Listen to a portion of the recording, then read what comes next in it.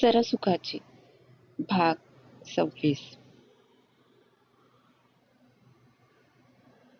गौरीनं मल्हारवर त्याच्या प्रेमावर पडदा टाकला होता. मल्हार नावाचे प्रेमाची भळबळती जखम तिनं हृदयाच्या कप्प्यात दडवून ठेवली होती. तशी राहून राहून ती जखम स्वतःचं अस्तित्व तिला दाखवून देत होती. पण गौरीला आता तसं जगायची सवय झाली होती. आज जवळपास 12 वर्षानंतर मल्हार गौरी समोर आला होता. गौरी आठवणींच्या गंभीर सुरात हरवली होती. डोळ्यातलं पाणी तिनं मोठ्या प्रयासानं अडवून ठेवलं होतं. तशाच अवस्थेत ती गाडी चालवत निघाली होती. ट्रॅफिक सिग्नल लागला म्हणून गौरीने गाडी थांबवली. हा कुठला चौक आहे? गौरी विचारात पडली. सिग्नल ग्रीन झाल्यावर तिनं पुढे जाऊन रस्त्याच्या डाव्या बाजूला गाडी थांबवली. मोबाईलमधला गुगल मॅप सुरू केला. स्वतःच्या घराचा पत्ता त्यात टाकला. अरे देवा, मी चुकून वेगळाच टर्न घेतला.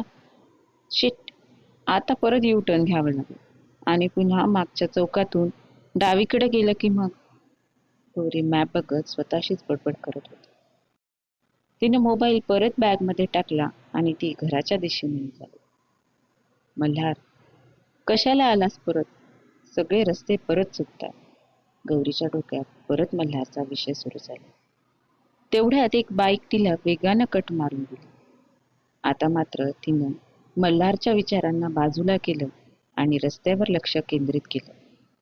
गौरीला घरी पोहोचायला बराच उशीर झाला. तिनं दारावरची बेल वाजवली. स्वप्नीलनं दरवाजा उघडला. गौरी, आलीस होय? पटकन हातपाय धुवून घे. मी तोपर्यंत पाणी घेते. सुमनताई आतून बोलल्या. गौरी काहीच न बोलता तिच्या रूममध्ये गेली आणि फ्रेश होऊन बाहेर आली. तिनं सुमनताईंना मदत केली. शर्विल आणि सानू? गौरीनं सुमनताईंना विचारलं.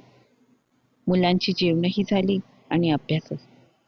दोघे जण झोपले तुझी वाट बघत, सतीशराव म्हणाले. सुमनताई, सतीशराव, स्वप्नील आणि गौरी जेवायला बसले होते.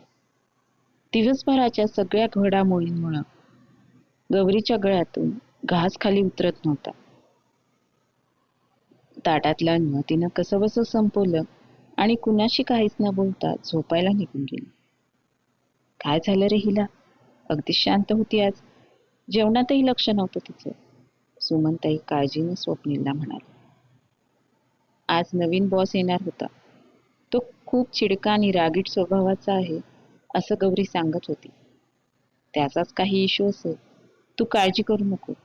सकाळी तिचा मूड चांगला असेल बघ. चल, मी तुला मदत करतो, स्वप्नील म्हणाला आणि त्यानं सुमनताईंना स्वयंपाकघरात थोडी आवराआवर करू लागली. तिचा बॉस खूपच बोलला असेल का तिला? चेहरा किती उतरला होता तिचा. सुमनताई स्वप्नीलला म्हणाला. किती विचार करशील? तू झोप बरं आता, मी बोलतो गौरीसोबत. स्वप्नील सुमनताईंना बोलून बेडरूममध्ये गेला. गौरी बेडवर पडून होती. कसल्याच्या विचारात हरवलेली होती. विचारू का काय झालं ते, की राहू देऊ? जाऊ दे, मी काही विचारत नाही. कधी कधी काही न विचारणंही चांगलं असतं. तिला तिचा वेळ देतो म्हणजे तिलाही बरं वाटेल. आणि तसंही प्रत्येक गोष्ट सांगितलीच पाहिजे असं नसतं ना. स्वप्नील बेडच्या दुसऱ्या बाजूने झोपून गौरीबद्दल विचार करत होता. त्याच विचारात त्याचा डोळा लागला. गौरी मात्र रात्री बराच वेळपर्यंत जागी होती. मल्हारचं असं तिच्या आयुष्यात अचानक परत येणं हा तिच्यासाठी खूप मोठा धक्का होता. दुसऱ्या दिवशी सकाळी गौरी नेहमीप्रमाणे उठली. रोजच्या प्रमाणे तिची सकाळची घाई गडबड सुरू होती. शरू, गणिताचा अभ्यास झालाय ना तुझा? तिनं शर्विलला विचारलं. काय गाई, पुढच्या आठवड्यात आहे परीक्षा माझी. विसरली का तू? शर्विल म्हणाला. नाही रे, पुढच्या आठवड्यात परीक्षा आहे म्हणूनच विचारलं, गौरी म्हणाली. आज पण उशिरा येशील का? शर्विल एवढंसं तोंड करून तिला भिलत. नाही रे राजा, काल काम होतं ना म्हणून जरा उशीर झाला. चल, तू आवर लवकर, शाळेला लेट होईल नाही तर.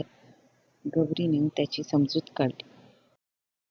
सान्वीला झोपेतून उठवलं आणि तिची तयारी केली. घरातलं मुलांचं सगळं आवरून गौरी ऑफिसमध्ये जायला निघाली. खरं तर ऑफिसमध्ये जाण्याची तिची बिलकुल इच्छा नव्हती. तरी स्वतःला सावरत तिनं ऑफिसची तयारी केली. जॉब सोडावा का? रोज रोज मल्हारला कसं फेस करणार? काय करावं? काहीच कळत नाही. त्यातल्या त्यात मागच्या कॅन्सल झालेल्या डीलचं काम मीच केलेलं होतं. म्हणजे नाही म्हटलं तरी मल्हारला त्याचं एक्सप्लेनेशन देत बसा. काही दिवसांच्या सुट्ट्या टाकू का नाही तर? विचारांच्या द्वंद्वात ती ऑफिसमध्ये पोहोचली. पार्किंगमध्ये तिला टीना दिसली, पण तिच्याकडं बघून न बघितल्यासारखं करत ती सरळ ऑफिसमध्ये गेली आणि सरळ तिच्या डेस्कवर जाऊन बसली. किती बोरिंग ना? टीना गौरीच्या डेस्कजवळ आली. काय ग? काय झालं? गौरी म्हणाली. शनिवार असूनही ऑफिसमध्ये आलोय आपण. यापेक्षा अजून काय बोरिंग असणार बरं? टीना म्हणाली. हो ना, माझी तर इच्छाच नव्हती ऑफिसमध्ये येण्याची, गौरी म्हणाली. चला गर्ल्स, कामाला लागा. पुढच्या शनिवारपासून तुमच्या हक्काची सुट्टी मिळेल बरं तुम्हाला. मी बॉस सोबत बोलून आलो ह्या विषयावर, तिकडून विकास म्हणाला. टीना तिच्या जागेवर जाऊन बसली. फाईल काढण्यासाठी गौरीनं तिच्या डेस्कवरचं ड्रावर उघडलं.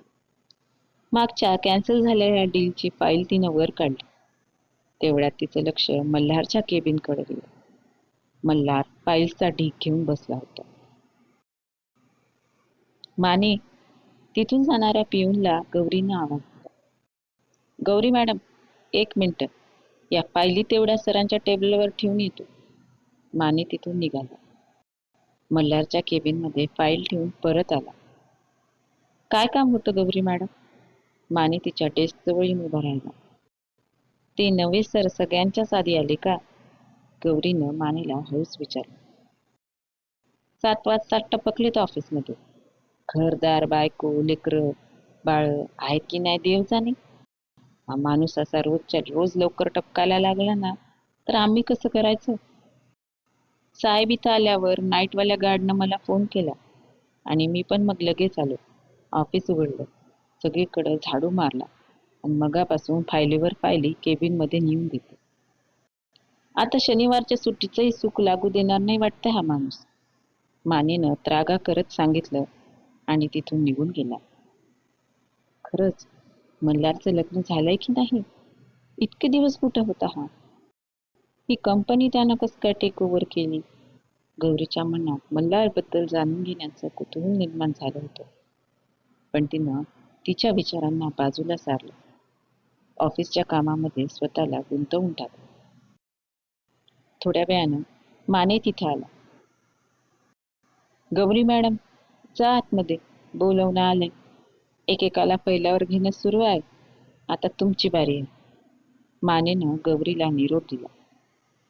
अनिच्छेनं गौरी तिथून उठली आणि मल्हारच्या केबिनमध्ये गेली. मे आय कम इन सर? गौरीनं दारातूनच विचारलं. येस. मल्हार फाईलमध्ये तोंड घालून बसलेला होता. गौरीच्या आवाजानं त्याने तोंडासमोरची फाईल दूर केली. गौरी, त्याचा आवाज कातर झाला होता. तुम्ही मला बोलवलं होतं एमडी सर? गौरी म्हणाली. प्लीज, सर नको म्हणू ना, मल्हार म्हणाला. आता तर म्हणावंच लागेल, कारण आता तुम्ही बॉस आहात, गौरी रुक्षपणे म्हणाली. विचारणार नाहीस मला मी कुठं होतो? मल्हार म्हणाला. सर, काय काम होतं ते सांगितलं तर बरं होईल, गौरी म्हणाली. रागावलीस माझ्यावर? रागाव, तुला तेवढा हक्क आहेच, मल्हार म्हणाला. काही काम नसेल तर मी जाते. गौरी केबिनच्या बाहेर जायला निघाली. थांब ना, मल्हारचा तसाच आर्त स्वर ऐकून गौरी 2 क्षण थांबली. तिच्या डोळ्यात पाणी जमा झालं होतं. गौरी तिथं न थांबता बाहेर निघून आली. खूपच बोलतात ग सर, जाऊ दे, तू वाईट नको वाटून घेऊ, ते सगळ्यांनाच धारेवर धावतात. गौरीला डोळ्यातलं पाणी पुसताना बघून मनीषा तिला म्हणाली. गौरीनं मान डोलवली आणि तिच्या जागेवर जाऊन बसली. तिनं प्रोजेक्टची फाईल उघडली. गौरी, आपल्या प्रोजेक्टवर आतापर्यंत आपण किती काम केलंय याचं प्रेझेंटेशन रेडी आहे ना?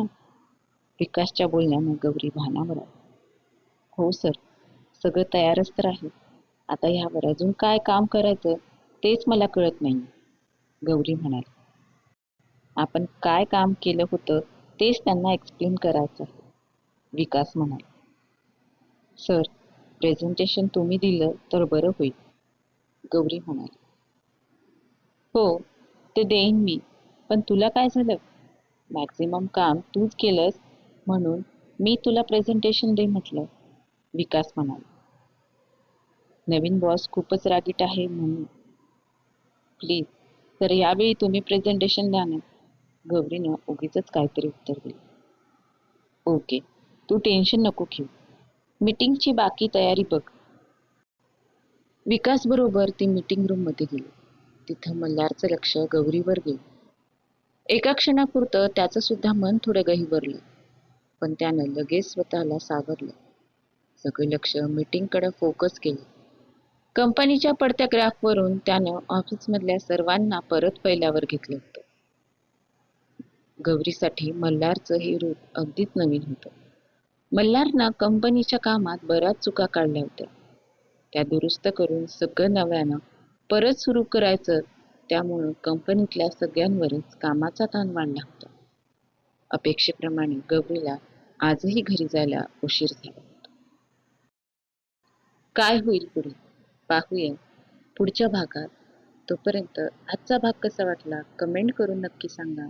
आणि हो, चॅनलला सबस्क्राईब केलं नसेल तर नक्की सबस्क्राईब करा. धन्यवाद.